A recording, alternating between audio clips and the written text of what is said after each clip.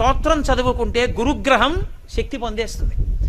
రోజు ఒకసారి దక్షిణామూర్తి స్తోత్రం చదివారనుకోండి చాలు, అంతే.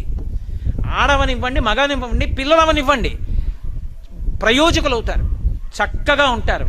ఏమి పెద్ద ఇబ్బంది పడిపోయి భయంకరమైన స్థితిలోకి వెళ్ళిపోకుండా కాపాడుతుంది దక్షిణామూర్తి స్తోత్రం. అంత గొప్పది. దక్షిణామూర్తి దక్షిణాన్ని ఎందుకు చూస్తాడంటే ఆయన మృత్యుంజయుడు. ఆయన ఉత్తరాన్ని కూర్చుని దక్షిణాన్ని చూస్తాడు.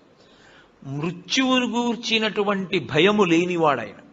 ఆయన పాదములు పట్టుకుంటే మృత్యుభీతి పోతుంది, భయం పోతుంది. అందుకే దక్షిణామూర్తి స్వరూపం అసలు సమస్త ఐశ్వర్యము దగ్గర నుండి, చదువుల దగ్గర నుండి, మోక్షము వరకు దక్షిణామూర్తి ఇవ్వలేనటువంటిది లోకమునందు లేనే లేదు. అసలు మీకు నేను ఒక గొప్ప రహస్యం చెప్తాను.